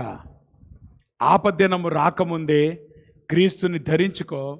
ఆపద్దినం వచ్చినప్పుడు ఆల్రెడీ నువ్వు క్రీస్తుని ధరించావు కాబట్టే ఆయన నీ పక్షంగా పోరాడతాడు. నీకు విజయం రానే వస్తుంది. విజయం వచ్చేది నీ శక్తిని బట్టి కాదు, నీ భక్తిని బట్టి కాదు, క్రీస్తుని నువ్వు ధరించుకున్నావు కాబట్టి, సర్వాంగ కవచాన్ని నువ్వు ధరించుకున్నావు కాబట్టి, ప్రభువుని నువ్వు కలిగి ఉన్నావు కాబట్టి. How do you prepare for the evil day? By knowing who your real enemies. నీ శత్రువు ఎవరో నీకు అర్థమైనప్పుడు, ప్రభువుని నువ్వు ధరించినప్పుడు, ఫైనల్గా పౌలు అంటాడు, ప్రార్థన చేయండి. నేను అంటాను, ఈ సర్వాంగ కవచానికి బైండింగ్ ఫ్యాక్టర్ ఏంటో తెలుసా? ప్రార్థన అనేటువంటిది ఒక వెపన్ కాదు. ప్రార్థన అనేటువంటిది సర్వాంగ కవచాన్ని కలిపి ఉంచేటువంటి ఒక ఏమంటారు, ఒక గ్లూ లాంటిది. అందుకే ఇక్కడ ఏమంటున్నాడు? ఆత్మ వలన ప్రతి సమయమందును ప్రతి విధమైన ప్రార్థనను విజ్ఞాపనము చేయొచ్చు. ఆ విషయమై సమస్త పరిశుద్ధుల నిమిత్తమును పూర్ణమైన పట్టుదలతో విజ్ఞాపన చేయొచ్చు. మెళకువగా ఉండండి. పౌలు ఏమంటున్నాడంటే, you are fighting a supernatural enemy కాబట్టే you need a supernatural resource. నువ్వు భౌతికమైన యుద్ధం చేస్తే భౌతికమైన వనరులు సరిపోతాయి. కానీ నువ్వు చేసేది ఆత్మ సంబంధమైన యుద్ధం, ఆత్మ సంబంధమైన పోరాటం. నువ్వు ఎదుర్కొనేది ఆత్మ సంబంధమైనటువంటి ఒక శత్రువుని. కాబట్టి ఆత్మీయమైనటువంటి పోరాటాన్ని నువ్వు భౌతికంగా ఎట్లా చేస్తావు? ఆత్మీయమైనటువంటి పోరాటాన్ని నువ్వు భౌతికమైనటువంటి వనరులతో నువ్వు ఎట్లా చేస్తావు? కాబట్టి నువ్వు చేయాల్సిన ఏంటంటే, ఆత్మీయ పోరాటాన్ని నువ్వు చేయటానికి ఇప్పుడు నీకేం కావాలి? You need a spiritual resource, you need a supernatural resource. ఆత్మీయమైనటువంటి వనరులు కావాలి. అందుకే పౌలు ఏమంటానంటే, దేవుడు ఇచ్చేటువంటి సర్వాంగ కవచాన్ని ధరించండి, లేదంటే క్రీస్తుని ధరించండి, తర్వాత ప్రార్థనను చెయ్యండి. ప్రార్థన చేసినప్పుడు దేవుడు 3 రకాలుగా ప్రతిస్పందిస్తాడు. ఒకటి, మనము దేవుణ్ణి కాంటాక్ట్ చేశాము కానీ టైమింగ్ తప్పు. అవునా? అప్పుడు ప్రభు ఏమంటాడంటే స్లో అంటాడు. అంటే కొంచెం వెయిట్ చేయ, కొంచెం ఆగాయ అంటాడు. ఎందుకు? నువ్వు దేవుణ్ణి కాంటాక్ట్ చేయటం రైటే, కానీ నువ్వు రైట్ టైంలో కాంటాక్ట్ చేయాల. టైమింగ్ తప్పైంది. ఒకవేళ నీ రిక్వెస్టే తప్పైంది అనుకో, అసలు నువ్వు దేవుణ్ణి ఈ విషయంలో నువ్వు కాంటాక్ట్ చేయటమే తప్పు అనుకో, ప్రభు అంటాడు నో అంటాడు. ఆయన నీ ప్రార్థనకు జవాబు ఇవ్వడం. ఒకవేళ నువ్వు కాంటాక్ట్ చేసేటువంటి పద్ధతిలో తప్పు ఉందనుకో, దేవుడు అంటాడు గ్రో అంటాడు. నువ్వు ఎదగాలయ్యా, ఇంకా నువ్వు ప్రార్థనలో ఎదగాలి, ఇంకా దేవునితో సహవాసంలో నువ్వు ఎదగాలి, కాబట్టి ఎదుగు అని అంటాడు. కానీ ఒకవేళ నీ రిక్వెస్ట్ రైట్ అయ్యి, నీ టైమింగు రైట్ అయ్యి, దేవుణ్ణి కరెక్ట్గా నువ్వు అప్రోచ్ అయితే, ఆయన compulsory he will say go, ఇచ్చేసాను పో అంటాడు. అర్థమవుతుందా? సో దేవుని యొక్క జవాబు ఎట్లా వస్తుంది? ఆయన ఈదర్ స్లో అని అంటాడు, లేదంటే ఆయన నో అంటాడు, లేదంటే ఆయన గ్రో అంటాడు, లేదంటే ఆయన గో అంటాడు. ఇవన్నీ కూడా ప్రార్థనకి జవాబులే. మనం అనుకుంటాం గో ఒక్కటే జవాబు. ఏమ్మా, అసలు మన ఎంఫసిస్ అంతా ఏంటి తెలుసా? ప్రభా నువ్వు ఎప్పుడు గో అంటావు, నువ్వు త్వరగా అంటావా లేదా? నువ్వు త్వరగా గో అంటానికి నేను ఉపవాసం ఉంటా. మళ్ళీ దేవునికి బ్లాక్మెయిల్ చేయటం కదా ఇవన్నీ. ఏంటి? ముందు దేవుడు గో అనేయాలి. No no no no no. దేవుడు స్లో అంటాడు, అది కూడా జవాబే. దేవుడు నో అంటాడు, అది కూడా జవాబే. దేవుడు గ్రో అంటాడు, అది కూడా జవాబే. ఒకవేళ దేవుడు గనక అన్నీ కరెక్ట్ అయితే గో అంటాడు, అది కూడా జవాబే. సో ఇప్పుడు మనం తెలుసుకోవాల్సింది, నువ్వు దేవుని సన్నిధికి వచ్చి ప్రార్థన చేసేటప్పుడు ప్రభువు ఏం జవాబు ఇస్తున్నాడు? కేవలం గో కొరకే కనిపెడుతున్నావా? No no no no. ఇవన్నీ కూడా ప్రభు యొక్క జవాబులే, ఇవన్నీ కూడా ప్రార్థనకి జవాబులే. ఒకవేళ దేవుడు నో అన్నాడు అనుకో, వదిలిపెట్టాయమ్మా, ఎందుకు తాపత్రయపడతావు? ఒకవేళ దేవుడు స్లో అన్నాడు అనుకో, వెయిట్ చేయి, ఎందుకు కంగారు పడతావు? దేవుడు ఒకవేళ గ్రో అన్నాడు అనుకో, ఓకే ప్రభా teach me, I will grow అను, ఎందుకు కంగారు పడతావు? ఒకవేళ దేవుడు వెళ్ళమన్నాడు, వెళ్ళిపో హాయిగా. Why you think that go is only the answer? ప్రార్థనకు ఇవన్నీ జవాబులే. ప్రార్థన అనేటువంటిది వ్యక్తికి మారుతూ ఉంటుంది. ఎందుకో తెలుసా? వ్యక్తికి అవసరతలు వేరు, వ్యక్తికి సందర్భాలు వేరు. కాబట్టి వ్యక్తికి ప్రార్థన మారుతూ ఉంటుంది. ప్రార్థన అంటే it is not the measure of your faith. నువ్వు ఏ రకంగా ప్రార్థన చేస్తున్నావు, నువ్వు ఏ స్టైల్లో ప్రార్థన చేస్తున్నావు, ఏ లొకేషన్లో ప్రార్థన చేస్తున్నావు, నీ ప్రార్థన యొక్క కంటెంట్, గ్రామర్, లాంగ్వేజ్, లేదంటే ఎంతసేపు ప్రార్థన చేస్తున్నావు, అది కాదు. నీ ప్రార్థన is it coming from your heart? దేవుని వాక్యంలో చూడండి, చాలా చిన్న ప్రార్థనలు కూడా దేవుడు వెంటనే జవాబు ఇచ్చాడు. ప్రభు ఎక్కడ ఒక కండిషన్ పెట్టలా, ఇంత దీర్ఘంగా ప్రార్థన చేయమని చెప్పలే, ఈ పోస్చర్లో నువ్వు ప్రార్థన చేయాలని చెప్పలే, ఇదిగో ఈ రకంగా ఈ స్థలంలో నువ్వు ప్రార్థన చేయాలనలే. Only thing is God looks at your heart. నీ హృదయము ఎంత సిన్సియర్గా, ఆ మాటకొస్తే మిగతా ఇంపార్టెంట్ కాదని కాదు, నీ పోస్చర్ ఇంపార్టెంటే, బీ రెస్పెక్ట్ఫుల్. అలానే నువ్వు ఎంతసేపు ప్రార్థన చేస్తున్నావు, బీ మైండ్ఫుల్. అలానే ఏ లొకేషన్లో, కొన్నిసార్లు ఒంటరిగా ప్రార్థన చేయటం మంచిది, ఒంటరిగా గదిలోకి వెళ్ళి ప్రార్థన చేసుకోవటం మంచిది, కొన్నిసార్లు ఉపవాసం ఉండి ప్రార్థన చేయటం మంచిది. ఇవన్నీ ఇంపార్టెంటే, కానీ నీ ప్రార్థనను డిటర్మిన్ చేసేది ఈ విషయాలు కాదు. దేవుడు జవాబు దేన్ని బట్టి ఇస్తాడు తెలుసా? If you are sincere in your heart. నీ హృదయంలో ఆ సిన్సియారిటీ ఉంటే నీ ప్రార్థనకు దేవుడు జవాబిస్తాడు.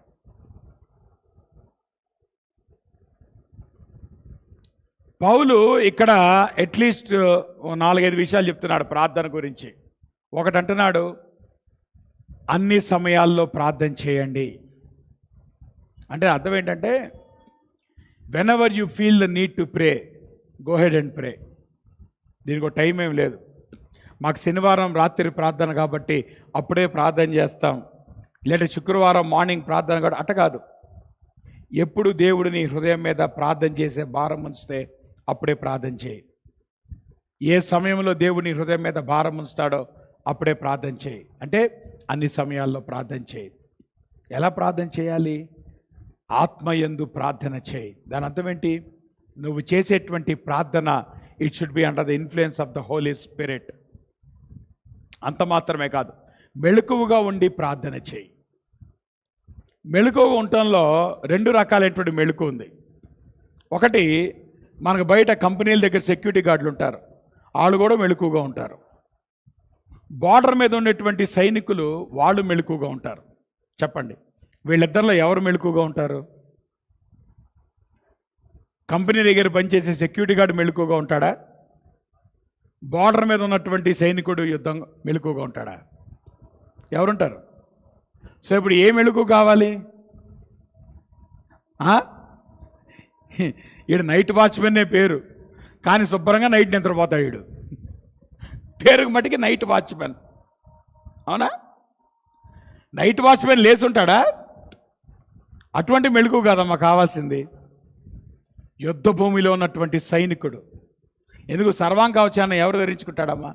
సైనికుడు ధరించుకుంటాడు. సైనికుడు ఎటువంటి మెలకు కలిగి ఉండాలి? యుద్ధంలో పోరాడుతున్నప్పుడు కళ్ళు మూసావా నీ ప్రాణం పోయినట్లే. కాడి కళ్ళు మూయకుండా నువ్వు ఎట్లాగైతే జాగ్రత్త పడి పోరాడుతావో ప్రభు అంటున్నాడు, పౌలు అంటున్నాడు, మెలకుగా ఉండు. అంత మాత్రమే కాదు, నీ ప్రార్థన యొక్క స్కోపు పెరగాలి. చాలామంది ప్రార్థన దేంతో కంక్లూడ్ చేస్తారంటే, ప్రభా నీకు వందనాలు, నువ్వు గొప్పవాడి అయిపోయింది. ఆ తర్వాత ప్రభా నన్ను, నా కుటుంబం, నా పిల్లలు, నా బంధువులు, మా అమ్మ, మా నాయన, మా మామయ్య, ఆ లిస్ట్ అయిపోద్ది. అక్కడితో ప్రార్థన యేసునామంలో ప్రార్థిస్తున్నాం తండ్రి అయిపోయింది. ఫ్యామిలీ ప్రేయర్ అయిపోయింది. అవునా? పౌలు ఏమన్నాడు ఇప్పుడు? లేదయ్యా, నీ ప్రేయర్ యొక్క స్కోప్ను పెంచు. ఎవరి కోసం ప్రార్థన చేస్తావు? పరిశుద్ధులందరి కోసం ప్రార్థన చేయి.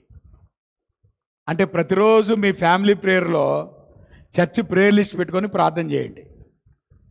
కేవలం మీరు, మీ కుటుంబం, మీ పిల్లలు, మీ బంధువులు అంతటితో ఆపేయమాకండి. So church prayer list, church missionaries list, చర్చిలో ఉన్నటువంటి పాస్టర్స్ లిస్టు, ఇవన్నీ పెట్టుకొని ప్రార్థన చేయండి. అప్పుడు కానీ అమ్మ పాస్టర్ గారు అంతసేపు చేయాలి ఫ్యామిలీ ప్రేయర్ అనమాకండి. అవునా? నేను అంటాను, మనకుంది 4 పేజీలమ్మా ప్రేయర్ లెటర్లో. అవునా? 2 రోజులు చేయండి, పోనీ కనీసం ఒకరోజు చేయలేకపోతే. అవునా? చేయండి. పిల్లలు కూడా ప్రేయర్ లెటర్ బట్టి అయిపోద్ది. చర్చిలో ఎవరెవరు ఉన్నారు మీకు తెలియదు కదా. ప్రేయర్ లెటర్తో ప్రార్థన చేయండి, మీకు ఎవరెవరో తెలిసిపోద్ది. ఎన్ని ఫ్యామిలీస్ ఉన్నాయి తెలియదు. ప్రేయర్ లెటర్లో ప్రేయర్ చేసేయండి, మీకు అర్థమైపోద్ది. చాలామంది చర్చికి ఎంత దర్జాగా వస్తారంటే అలా దర్జాగా వస్తారు. చర్చిలో ఆ కుర్చీలో కూర్చుంటారు, ఆ కుర్చీలు కూడా మార్చరు. అవునా? పొరపాటు మీ కుర్చీలో ఇంకోటి కూర్చున్నారా, ఇక రాగానే కోపం వచ్చేది. అసలు బుద్ధి లేదా, నా కుర్చీలో కూర్చున్నాడు. మళ్ళీ జాగ్రత్తగా చర్చ అవ్వగానే అందరూ తప్పించేసుకుంటారు. ఏంటో 5 నిమిషాలు మొత్తం చర్చ ఖాళీ అయిపోద్ది. ఎవడొకడు పలకరించేది లేదు, ఒకడొకడు బాబు బాగున్నారా అడిగేది ఏం లేదు. వచ్చామా, కూర్చున్నామా, పరిగెత్తేసామా. అట్లానే గంటల కాబట్టి ఇక్కడ మీరు ఉప్పర్ మీటింగ్లు పెట్టమాకండి అమ్మా. మరి ఇదోడు అరే పలకరించండి రా అంటే ఇంకా పాచకాలు పలకరించారు కదా అని కూర్చొని గంటల చెట్ల కింద ఇక్కడ రోడ్డు మీద మీటింగ్లు పెట్టమాకండి. అవునా? తెలుసుకోండి అమ్మా ఎవరు వస్తున్నారు చర్చ్కి. కేవలం మీరే లేరు చర్చిలో, ఇంకా 100 మంది ఉన్నారు. పరిచయం చేసుకోండి. మీకు ప్రేయర్ ఇచ్చారని అడగండి. ప్రేయర్ లెటర్ తీసుకొని, అరే ఈ పేరేంట్రా కొత్తగా చూసినట్టుంది, ఈయన పరిచయం చేసుకోవాలి, వెళ్ళి ప్రార్థన చేయండి వాళ్ళ కోసం. బ్రదర్ మీకోసం ప్రార్థన చేస్తున్నాను, ప్రేయర్ లిస్ట్లో మీ పేరుంది, మీ నీడ్ మీట్ అయ్యిందా అడగండి. ఫ్యామిలీ ప్రేయర్ చేస్తున్నారా? చేస్తాం పాస్టర్ గారు, బాగా ప్రార్థన చేసుకున్నాం పాస్టర్ గారు, మా కుటుంబం బాగా ప్రార్థన చేద్దాం. సరే, నీ కుటుంబం బాగానే ప్రార్థన చేస్తున్నావు, పరిశుద్ధులందరి కోసం ప్రార్థన చేస్తున్నావా? Increase your scope of prayer. ప్రార్థన చేసుకుందాం. ఉదయకాల సమయంలో దేవుని వాక్యపు వెలుగులో ఆపద్దినము రాబోతుంది, ఆపద్దినము వస్తుంది, ఆపద్దినం మరలా వస్తుంది. సాతానుగాడు వెకేషన్ తీసుకునేవాడు కాదు. వాడు నీకంటే శక్తి కలిగిన వాడు, నీకంటే యుక్తి కలిగిన వాడు, నువ్వు నాశనం అవ్వాలని కోరుకునేటువంటి వాడు. పౌలు అంటున్నాడు, ఆపద్దినమందు దేవుని యొక్క శక్తి పొందుకుంటున్నావా? నీ శత్రువు ఎవరో నువ్వు గుర్తించావా? ఆల్రెడీ నువ్వు సర్వాంగ కవచాన్ని ధరించుంటే ఆపద్దినమందు ఆ సర్వాంగ కవచము ఈక్వల్ టు క్రీస్తుని నువ్వు ధరించుకోవటాన్ని బట్టి ప్రభు నిన్ను కాపాడతాడు. వీటన్నిటికీ మించి ప్రార్థన, అన్ని సమయాల్లో ప్రార్థన చేయటం, అన్నిటి కోసం ప్రార్థన చేయటం, పరిశుద్ధులందరి కోసం ప్రార్థన చేయటం, సిన్సియర్గా ప్రార్థన చేయటం. ఎంతగా నువ్వు ప్రార్థన చేస్తావో దేవుడు నీకు అంత కృప చూపిస్తాడు నీ పెయిన్ఫుల్ టైమ్స్ నుండి బయటకు రావడానికి. ప్రార్థన అనేటువంటిది నీ పెయిన్ఫుల్ టైమ్స్ రిమూవ్ చేయటానికి కాదు, నీ పెయిన్ఫుల్ టైమ్స్లో నేను నిలబెట్టడానికి. కాబట్టి ప్రార్థన చేద్దాం, దేవుడు కోరుకున్న రీతిలో ప్రార్థన చేద్దాం, దేవుడు కోరుకున్న రీతిలో మన ఆత్మీయ జీవితాల ముందు తీసుకెళ్దాం. అందరూ లేచి నిలబడి ముగింపు ప్రార్థన చేసుకొని ఆశీర్వాదంతో సెలవు తీసుకుందాం. ప్రేంగలేని మా ప్రభువా, మీకు పరిశుద్ధ నామానికి స్తుతులు, స్తోత్రాలు, వందనాలు. ఉదయకాల సమయంలో నీ పాద సంధికి వస్తూ ఉంటున్నాం. నీ వాక్యం ద్వారా మీరు మాతో మాట్లాడుతుండగా నీ వాక్యానికి లోబడే మనస్సు మీరు మాకు దయచేయండి ప్రభా. నీ వాక్యానికి విధేయత చూపించిన వారమై ప్రభా, మీరు ఇచ్చినటువంటి సర్వాంగ కవచమును ప్రభా మేము ధరించుకున్న వారమై క్రీస్తుని మేము ధరించుకున్న వారమై ప్రార్థనా విజ్ఞాపనల చేత ప్రభా మెళకువగా ఉంటూ ప్రతి విషయములో, ప్రతి స్థలములో, ప్రతి సమయములో ప్రభా పరిశుద్ధులందరి కోసం మేము ప్రార్థన చేస్తూ ప్రభా మీరే కృప చూపించి నడిపించండి. ప్రతి కుటుంబాన్ని మీరు బలపరచండి. ప్రత్యేకంగా అనారోగ్యంగా ఉన్నటువంటి వారిని మీరు జ్ఞాపకం చేసుకోండి ప్రభా. మరి హాస్పిటల్స్ ఉంటున్న వారిని మీరు జ్ఞాపకం చేసుకోండి. ఎలిజబెత్ని ప్రభా మీరు స్వస్థపరచమని ప్రార్థన చేస్తూ ఉంటున్నాను. ఇక నువ్వు ప్రతి కుటుంబాన్ని మీరు బలపరచండి ప్రభా. మీరు ఇస్తున్న ఆరోగ్యాన్ని బట్టి, విడుదల బట్టి మీకు వందనాలు. ఇక నువ్వు సంపూర్ణ ఆరోగ్యం బలం దయచేయండి. యవనస్తులు మీరు జ్ఞాపకం చేసుకోండి ప్రభా. వారి స్టడీస్లో, వారి కెరీర్స్లో, వారి జాబ్స్ విషయాల్లో, వారి వివాహాల విషయాల్లో, అన్ని విషయాల్లో మీరు కృప చూపించండి. కుటుంబాలను కూడా మీరు భద్రపరచండి. మీ కృపగల హస్తాలకు అప్పగించుకుంటూ తిరిగి మీ సన్నిధిలో మేము కూడుకొని పర్యంతము మీ కృపాక్షేమం మాతో ఉంచమని యేసు నామంలో ప్రార్థిస్తూ నామ తండ్రి. పరలోకమందున మా తండ్రి, మీ నామం పరిశుద్ధపరచబడుగాక, మీ రాజ్యం వచ్చునుగాక, మీ చిత్తం పరలోకం నెరవేర్చడు, భూమి నెరవేరునుగాక. మా దిన ఆహారం నేడు మాకు దయచేయండి. మా అన్నసులు మేము క్షమించిన ప్రకారం క్షమించండి. మమ్మ శోధుల దాకా దుష్టుడు తప్పించండి. రాజ్యము, శక్తి, మహిమ నిరంతరం మీరైనా తండ్రి.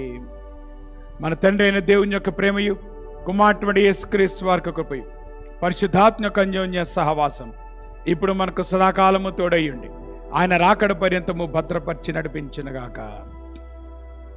ఆశీర్వాదంబుల్ మా మీద వర్షింపజేయు మీషా, ఆశతో నమ్మియుద్నాము నీ సత్య వాగ్దాతము. ఈ మాహి మీద కృమ్మారించుము దేవా, క్రమార ప్రేమా వర్షంబుల్ కృమ్మారించుము దేవా. ఆమేన్. అమ్మ అందరికీ వందనాలు. God bless you. ఒకరినొకరు పలకరించుకొని మీ ఇళ్ళకి మీరు వెళ్ళొచ్చు. సాయంత్రం 4 o'clock యవనస్తులు కూడుకుంటుంది. అలానే మంగళవారం 6 to 9 చర్చ్లో, తర్వాత జూమ్లో కూడా ప్రేయర్ ఉంటుంది. ఆ విషయాన్ని గమనించండి. అదే రీతిగా బుధవారం బైబిల్ స్టడీ, శుక్రవారం స్త్రీల కూడిక, శనివారం ప్రేయర్ ఫెలోషిప్, వాళ్ళ వచ్చే ఆదివారం ఆరాధనలు ఎన్ఏడి పరిచయం కొరకు కూడా ప్రార్థన చేద్దాం. God bless you.